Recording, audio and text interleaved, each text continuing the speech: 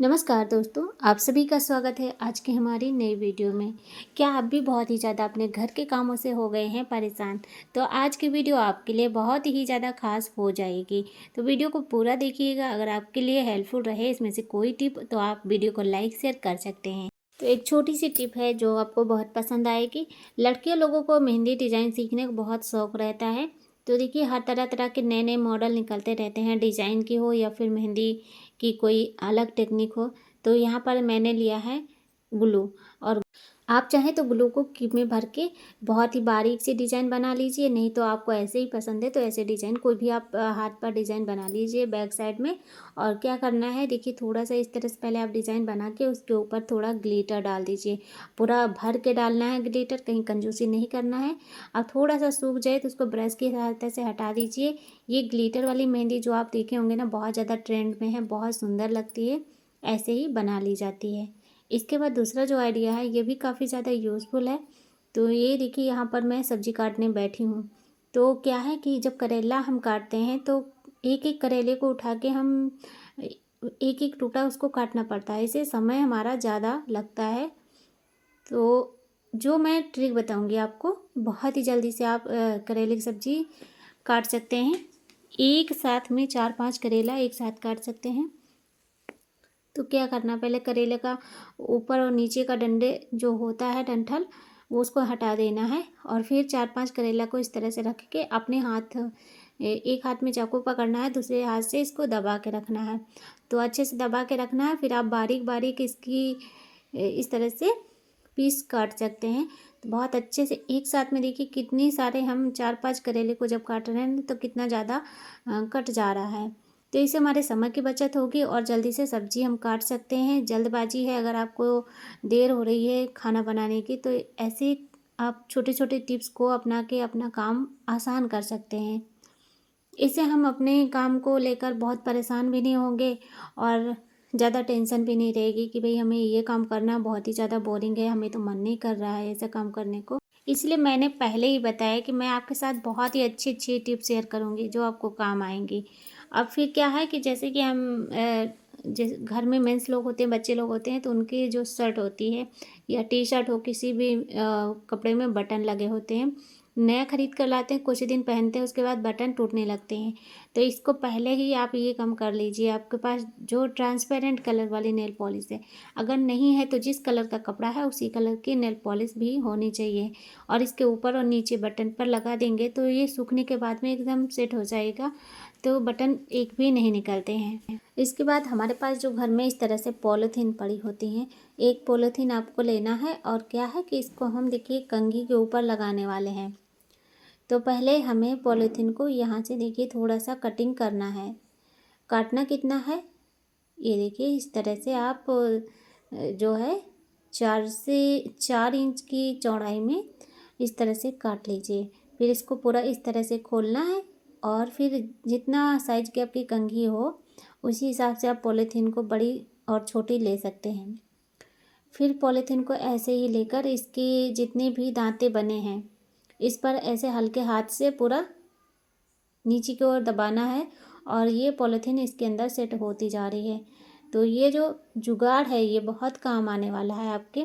अब मान लीजिए आप कहीं बाहर जाते हैं शादी पार्टी में, तो आपका कंघी जो है ये हर कोई अपना बाल कंघी करने के लिए ले लेती हैं।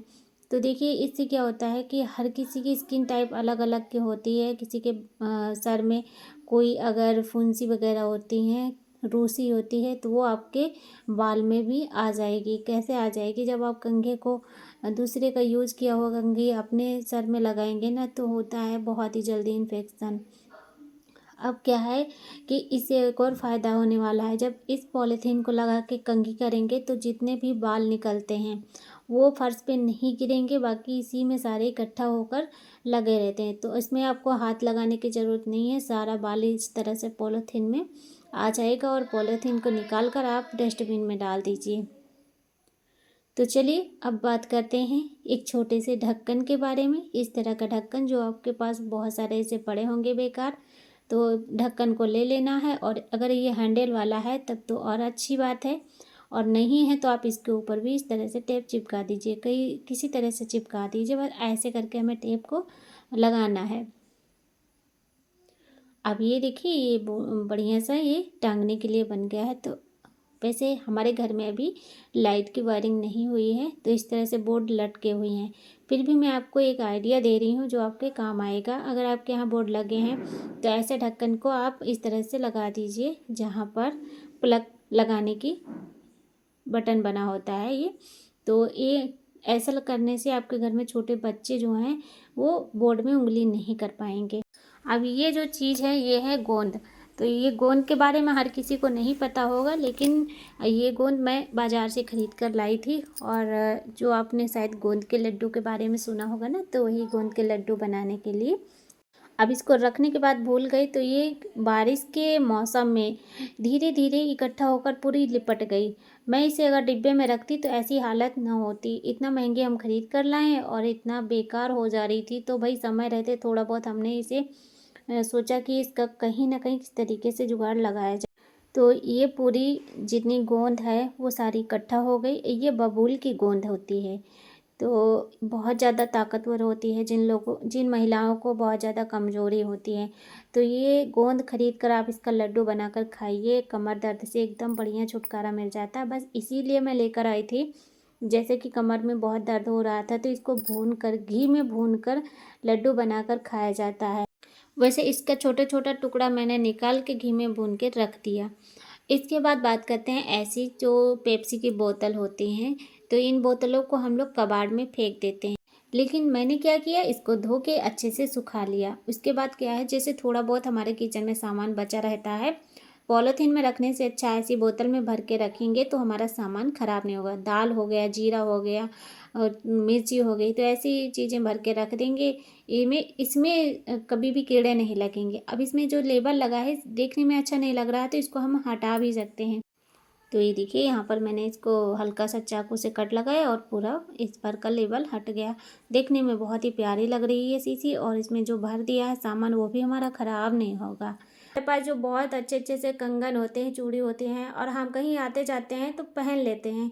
अब अगर आप पहन कर जब बैठे हों सज धज कर, तो आपको तुरंत बर्तन धोना पड़े या फिर आपको कपड़े धोने पड़े, तो आप चूड़ी निकालते हैं, फिर अपना काम करना शुरू करते हैं। मेरे साथ तो ऐसा हमेशा ही होता है। जब मैं चूड़ी पहनती हूँ उसके बाद ही मुझे ज़रूर काम करना पड़ता है, पानी वाला खासकर। तो देखिए बर्तन धुले, ये यानी कि ये मांजे हुए पड़े हैं, अब बस इनको धोना है। अब अगर चूड़ी पहनते हैं तो भाई इतनी महंगी चूड़ी हमारी ख़राब हो जाती है, और अगर पानी पड़ जाता है तो चूड़ी का जितना भी अच्छा सा है नग वगैरह वो सारे की चमक ख़राब हो जाती है। तो आप इस तरह से 2 रबड़ बैंड लगा के आप जब भी काम करें तो चूड़ी नीचे नहीं गिरेगी। चलिए अब देख लेते हैं अगली ट्रिक। तो यहाँ पर देखिए जो अच्छे अच्छे से कंगन होते हैं, तो मेरे पास ये कंगन रखे हुए हैं और ये काफ़ी टाइम से मैंने इनको नहीं पहना। तो इसके नीचे देखिए कितना सारा जंग लग गया है, पता नहीं किस चीज़ से बने हैं, मेरे तो समझ में नहीं आ रहा है। और मुझे जो है ना वो फाइबर वाले पसंद नहीं आते हैं। तो मैं क्या करती हूँ, देखिए काफ़ी टाइम से रखे हुए थे और इसको जब पहनती तो मेरे हाथ में ना अजीब सा लगता। तो मैंने सोचा कि इसको चलो मैं साफ़ करती हूँ, देखें अगर ठीक हो जाएगा तो अच्छी बात है। तो इस तरह से मैंने थोड़ा सा कोलगेट लगा दिया है नीचे के साइड में, क्योंकि ये चूड़ी में बहुत ज़्यादा नग लगे होते हैं, मोती लगे होते हैं। तो अगर हम और चीज़ से साफ़ करेंगे तो सारा हमारा ये पूरा कंगन ख़राब हो जाएगा। अब मैंने यहाँ पर एक कपड़ा लिया है और इसको थोड़ा ज़ोर से करके मैं यहाँ इसको साफ़ कर रही हूँ। और चूड़ी को जब हम पहनते हैं तो उसके बाद में उसको उतार कर चूड़ी केस में डाल देते हैं। और आपने ध्यान नहीं दिया होगा, जब बाहर जाते हैं धूल मिट्टी हमारे स्किन पर जब पड़ती है तो वो साथ ही साथ हमारे चूड़ियों पर भी पड़ती है, लेकिन आपको पता नहीं चलता इस बात का, और ऐसे ही उतार उतार कर रख देते हैं, जिसकी वजह से आपकी चूड़ियाँ कुछ दिन में एकदम ख़राब होने लगती हैं। तो आप समय रहते जब भी आपको टाइम मिले तो एक बार चूड़ियों को इस तरह से थोड़ा साफ़ कर लीजिए। कोई भी चीज़ आप डालकर जो आपकी सुविधा के हिसाब से हो तो आप उससे जो है साफ़ कर देंगे तो कंगन हमेशा आपके बढ़िया चमकते रहेंगे। अब ये देखिए दोनों कंगन मैंने अच्छे से साफ़ कर दिए। नीचे का जो है गंदा गंदा सा वो साफ़ हो गया है। मैं थोड़ा सा पानी डालकर ऊपर का जो नग है उसको भी साफ़ कर दे रही हूँ, जिससे कि इसमें चमक जो खो गई थी वो अच्छे से वापस आ जाए। इस तरह से पूरा भद्दा लग रहा था। एक भी नग इसमें के चमक नहीं रहे थे। और मेरे पास तो इतने पैसे नहीं होते हैं कि मैं हमेशा नई नई चूड़ियाँ खरीदती रहूं, और वैसे भी अच्छी चीज़ होती है तो उसको हम संभाल के रखते हैं। तो जैसे भी करके मैंने इन कंगनों को अच्छे से धो लिया है, और इसके बाद मैं इनको धूप में भी सुखाने वाली हूँ, क्योंकि पानी लगा है तो ऐसा नहीं रखना चाहिए। पहले तो मैं इसको कपड़े से अच्छे से पोंछ दे रही हूँ, सूती कपड़े से। जितना भी पानी है वो सूख गया है। ये देखिए कितने अच्छे से मेरे कंगन वापस से एकदम बढ़िया चमचमाने लगे हैं।